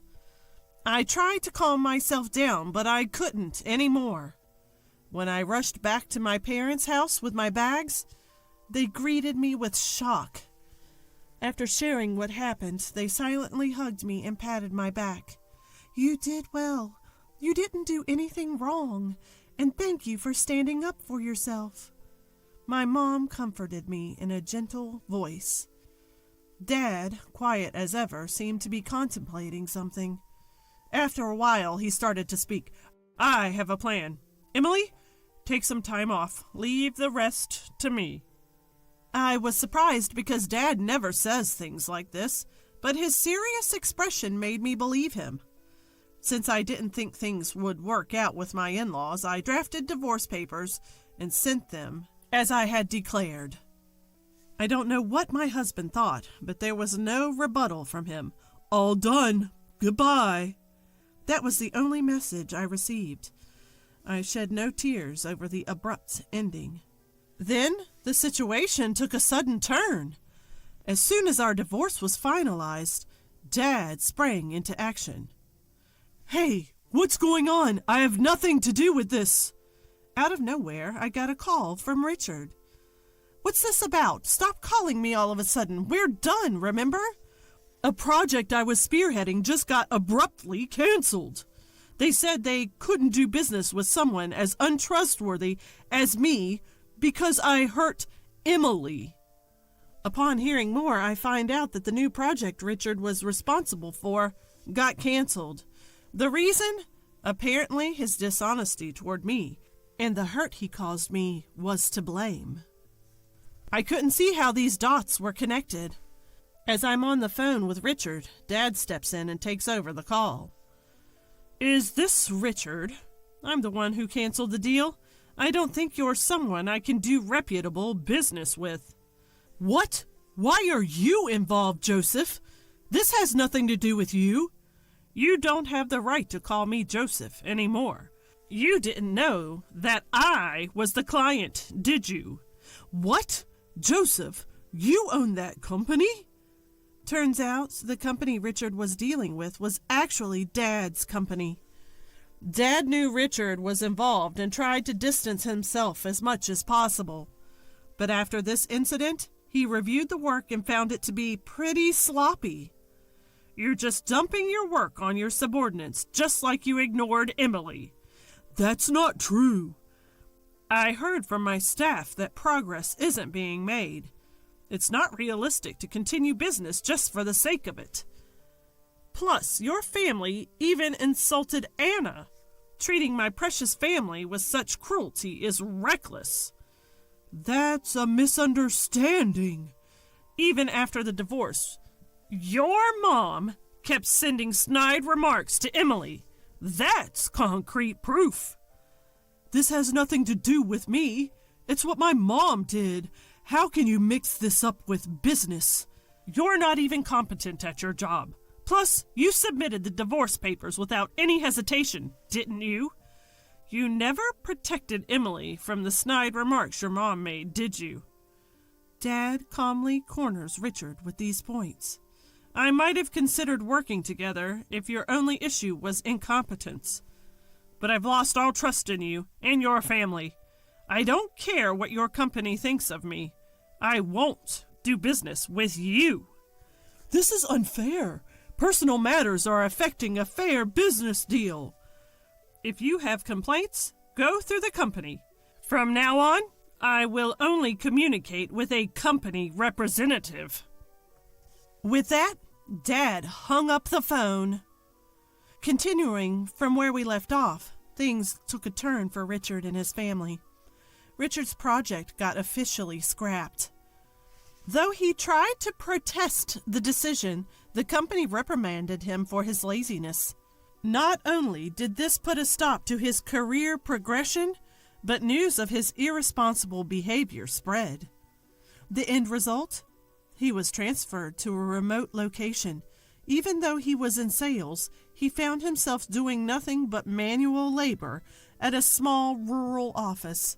Basically, a demotion. Rebecca and her family showed up at our house, tears in their eyes, offering apologies. But Dad was having none of that. "You've disrespected our family enough. I'm the head of this household, and my job is to protect my family. As far as I'm concerned, what happens to you, who are no longer family to us, is none of our business." Rebecca got pretty emotional, crying and shouting so loudly that the neighbors could hear. "Richard got demoted because of you. What are you going to do about it?" "If you cared about Richard, perhaps you should have instilled him better values. Maybe you should have raised him to be an adult who can protect his own wife." We told them to never contact us again and forcibly showed them to the door. After that, Rebecca stormed into Richard's company to lobby for better treatment for her son. That didn't go over well either. It became a notorious incident within the company, and Richard felt so uncomfortable at his new post that he ended up quitting. Looks like Rebecca's recklessness cost him his job. As for me, I'm taking some time to recover, both physically and emotionally, at my parents' home. I couldn't find it in me to make it work with Richard and his family, especially after they insulted my beloved mom. For now, I'm totally over the idea of marriage. Instead, I want to focus on showing gratitude to my parents and strengthening our family bonds. Are you all packed up yet? I'll be making my debut as a model soon. Once the big money starts rolling in, I will need a family. Lily, my daughter-in-law, is an aspiring model, acting like she's already a star. She's been causing trouble for me and the rest of the family, taunting me relentlessly with comments like that. After one too many remarks, I finally reached my breaking point. I decided to move out. I'm leaving today. With those cold words, I packed my belongings and really left the house. As I did so, I vowed to make her regret her actions. My name is Amelia. I am a 60-year-old homemaker. My son, Brian, 33, married a kind woman named Lily. Lily is currently a stay-at-home mom, but during her college years, she was a part-time model and is quite beautiful. Brian and Lily live in an apartment separate from my husband and me. It seems like they're enjoying their married life. Until 2 years ago, I used to work part-time, but I had to quit because of a back injury. I've always had a weak back, so I knew it was only a matter of time. My husband, Oliver, reassured me, saying, "We can live comfortably on my salary, so there's no need for you to push yourself." So I decided to focus on our household chores. I am deeply grateful for my kind husband. One day, he fell ill and had to be hospitalized. Fortunately, he was discharged after about 2 weeks, but we were anxious about our future life. We're getting old, and we'll probably get sick or injured more often. There will be a limit to living on our own. I agreed with my husband's opinion. It's too early to go to a facility. I wonder if we could live with our son and his wife. I proposed this and called our son. I told him it wasn't necessary to live together immediately, but my son replied, "Wait a moment. I'll talk to Lily." And he hung up, then called me back 10 minutes later. "Lily said we could live together right away. I think that's a good idea. If something happens to you or Dad, Lily and I can handle it immediately." Upon hearing these words, my husband and I gratefully decided to live together with them. Since my son and his wife were living in an apartment, they moved to the house where my husband and I lived. We started living together with the intention of getting along well with the 4 of us. But this was the beginning of a tragedy. A month after we started living together, a large cardboard parcel was delivered to the house. It was Lily's. "This is my diet machine. I ordered it online because I wanted to take care of my health. Can you move this to my room?" I was confused. If I carry such a heavy thing, I'm likely to hurt my back again. Besides, Lily should know that I have a bad back. "I can't carry this because of my weak back. Could you ask my son or my husband? I'm sorry." Then Lily clicked her tongue. "You really can't do anything, can you? You use your bad back as an excuse and make me do all the housework." Until now, Lily had never said anything so terrible. She had been considerate of me. We had decided to share the housework. I am in charge of all the cooking, so it's not like I'm doing nothing. "Lily, what's wrong? Why are you being so mean?" As I was feeling sad about the sudden event, Lily said, "I've always hated you. You're always so serious and annoying, and I feel suffocated when I'm with you. I'm tired of pretending to be nice," and showered me with harsh words. I couldn't believe she felt this way. With a huff, Lily walked away, leaving me standing in shock. I was thinking of consulting my husband and son, but in the end, I decided not to. I don't want to worry them too much, so I decided to try to repair the relationship on my own. But even after a week, Lily's attitude didn't improve. She would verbally abuse me when we were alone and hurt me. While I was considering confiding in my husband and son, Lily suddenly made an announcement at dinner. "Actually, I'm thinking of becoming a model again. So, starting tomorrow, I will be more mindful to eat clean for my health and beauty. Please cooperate with me, everyone." My husband, son, and I were puzzled. "What's gotten into you all of a sudden?" When my son asked, Lily began to speak with a dreamy look on her face. "After graduating from university, I worked as a company employee and now I'm a housewife, right? But I actually wanted to work as a model.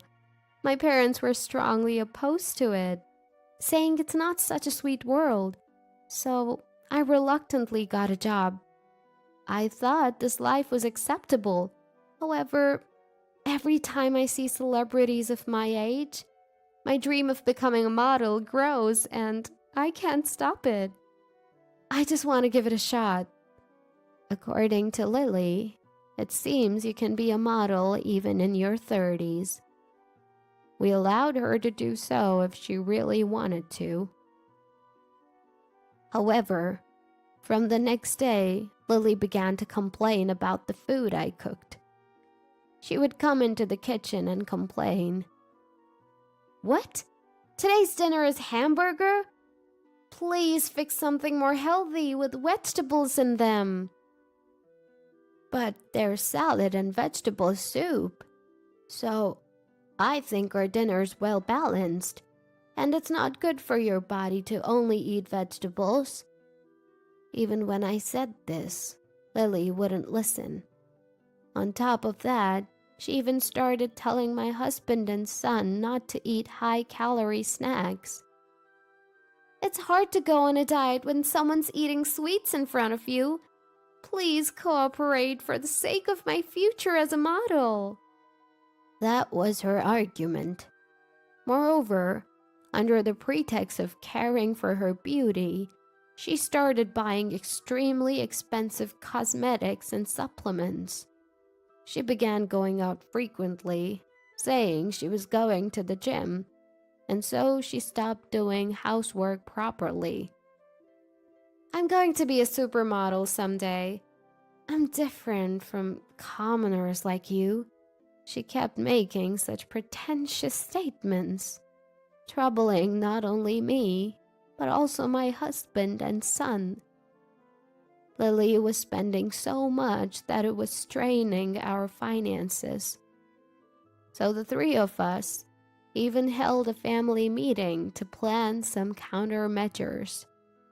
Various discussions took place there, and we decided on something. About a week after the family meeting, without any concern for our worries, Lily continued to behave as she pleased. On a weekday afternoon, when my husband and son were at work, I returned from shopping to find an unusual situation. The $2,000 I had saved in my drawer were gone. When I confronted Lily, she said with a smile devoid of any guilt, I used it to join a modeling agency. According to Lily, she applied for an audition at a modeling agency and was highly praised by a man claiming to be the president. He highly praised my beauty and assured me that I would definitely become a star. So, he said I needed $5,000 for special lessons. I used your money, Amelia. You were just going to use it for your retirement funds anyway, right? I paid the rest from my savings since it wasn't enough. I was furious with Lily's nonchalance.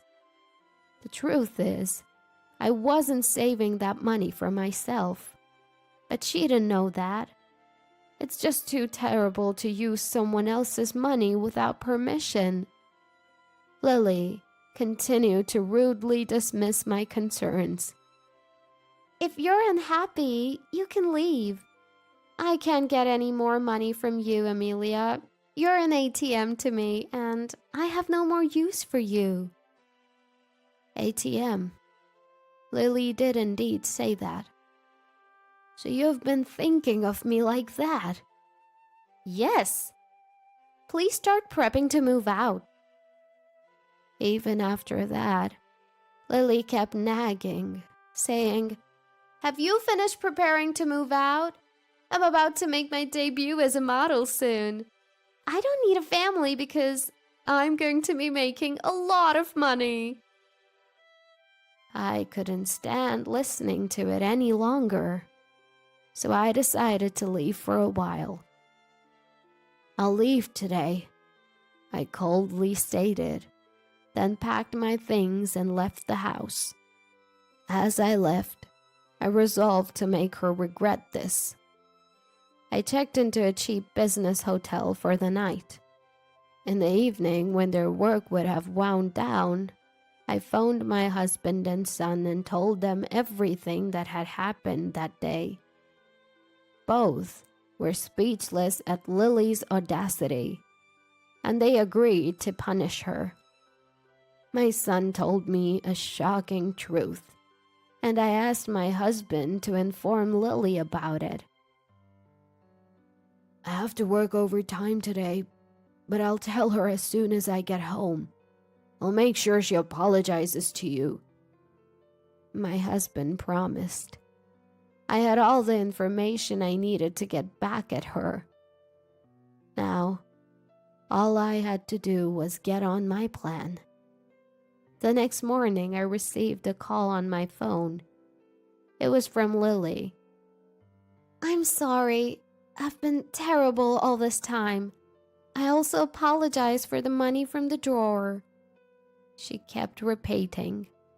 So she must have learned the truth about the money. I decided it would be better to have a face-to-face conversation. So I went home.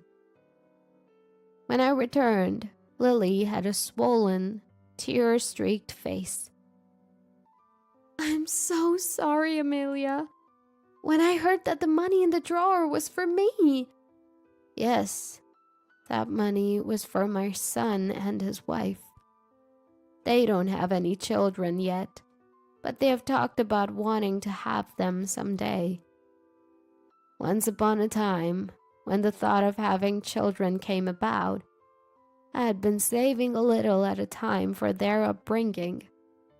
Even if we didn't have children, I wanted this money to help support my son and his wife.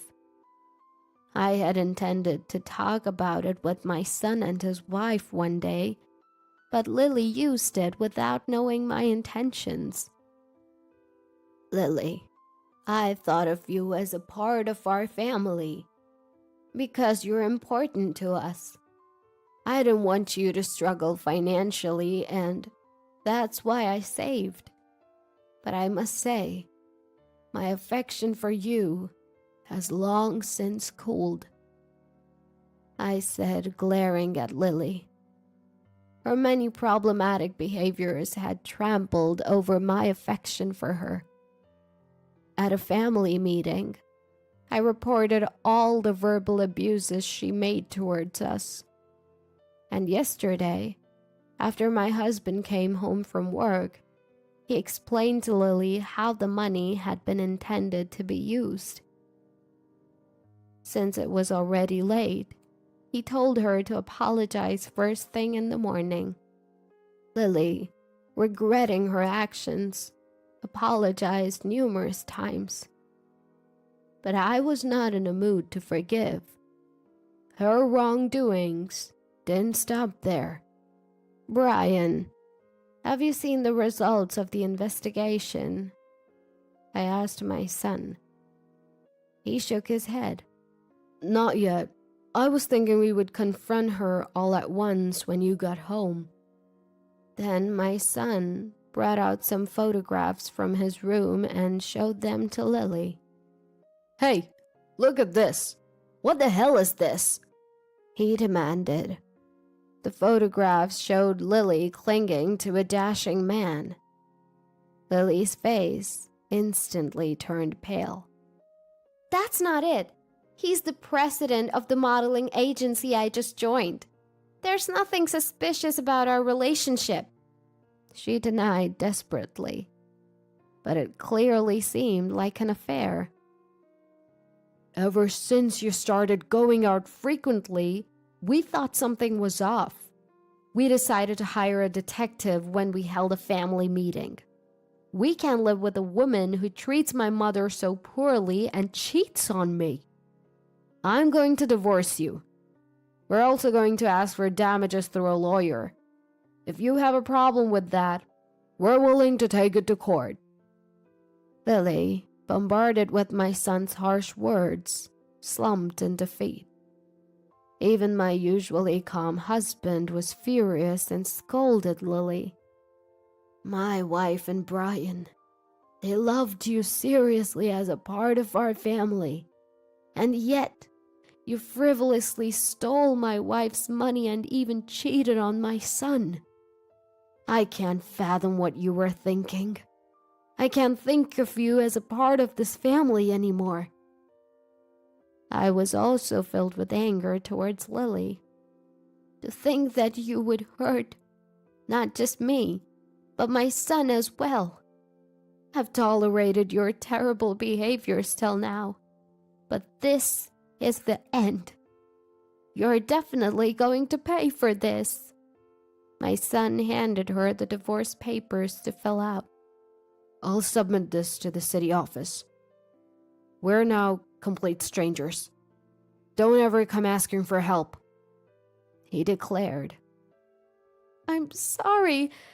The president was genuinely supporting my dream, and I was so happy. But when I become a model, I'll earn money and be able to pay the damages. Lily believed she could still become a model. There was one more thing I had to tell her. That president of the agency you've been getting along with, he's likely a scammer, I revealed. What?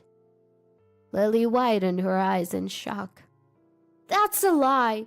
He promised me he'd debut me and make me successful. She refused to believe. To Lily, who was still dreaming, my son showed her a piece of paper. We asked the detective to investigate your affairs as well. It turns out this man has committed similar fraud in the past and has a criminal record, he informed her. Lily couldn't believe it and took out her smartphone. That can't be. I have his number. I'll call him right now, she asserted. But no matter how many times she tried, the call didn't go through. Lily then brought out a business card she said was given by the president and showed us the address of the agency. Let's go here right now. We can prove he's not a fraud if we go there, she suggested. When my son took the business card and checked the address on his phone, there's a factory at this address. There's no modeling agency there. On my son's phone screen, a factory was indeed shown. Lily double-checked it with the business card in her hand numerous times, but she eventually began to shed large tears. So, I was deceived? What about my dreams? That man said I was 1 in 1,000. If everyone knew, why didn't you tell me? At Lily's outburst, my son wore a dumbfounded expression. We received the investigation results after work yesterday. We wanted to discuss it with you when I got home, but you had already given him the money. Your lover has probably already fled somewhere, so the money might not come back. After all, it's not so easy to make a modeling debut, right? You're mature enough not to fall for such scams. Don't blame us when you're the one at fault. I decided to add my 2 cents as well. It's good to have a dream, but you neglected your family because of it. Isn't that why a scammer approached you? Use this as a lesson to lead an honest life. Hearing this, Lily finally broke down in tears. I shouldn't have chased such a dream. It's all over now. Lily distorted her beautiful face and cried out loud without any regard for appearances. Seeing her in pain, I felt a sense of relief. That day, Lily had to leave our home. The 3 of us unanimously wanted her to leave as soon as possible. Just under 3 months, our days as a family of 4 had come to an end. She must not have imagined that the tables would turn when she drove me out. Serves her right. After that, Lily returned to her parents' house. But when they heard about the situation, they were furious, and Lily, was disowned. I heard about this from Lily's father, Daniel, who informed me over the phone. I'm truly sorry for what my daughter did. I assure you, we won't provide any assistance to such a girl. It seems like Lily has no choice but to live alone from now on. Because she was blinded by her dreams, she has now fallen into a life of hardship. It's a fitting end for her. 2 months later, the scammer who deceived Lily was arrested. According to the news, he had deceived several young women using the same tactics and is headed to prison. He confessed to having spent all the swindled money, so it's unlikely that Lily would get her money back. It was a costly lesson, but maybe Lily will now live more responsibly. Lily managed to get a job at a private company, but having been a housewife for so long, she seems to be struggling a lot. Whether it's because of the lawyer's claim or not, Lily properly paid the compensation. I also had her return the $2,000 that she stole from me. She split her assets with my son, but with large expenses piling up, she fell into debt and seems to be in a serious financial straits. Perhaps due to the stress, she's completely lost her boasted beauty. She developed a lot more wrinkles and age spots and looks much older than her actual age. From here on, everything is what my son heard from acquaintances. I don't know if all of it is true, but she's likely living a difficult life. I hope she suffers as much as possible. The ones left behind, my husband and son and I, began living as a family of 3. We haven't moved and still live in a single-family home. My son and husband help with the housework on their days off, which is a big help. The other day, we had a fun time doing a barbecue in the garden for the first time in a long while. We're also planning to go on a hot spring trip during the next long holiday. Everyone got hurt because of Lily, but we've managed to recover. My son said he's had enough of marriage, so I don't think our family will be growing anytime soon. For now, I want us to live a relaxed life as a family of 3. Nonetheless, through this incident, I learned the difficulty of seeing a person's true nature. They say it's important to see what's inside a person, and I couldn't agree more. Also, I've decided to be wary of sweet talk and live my life earnestly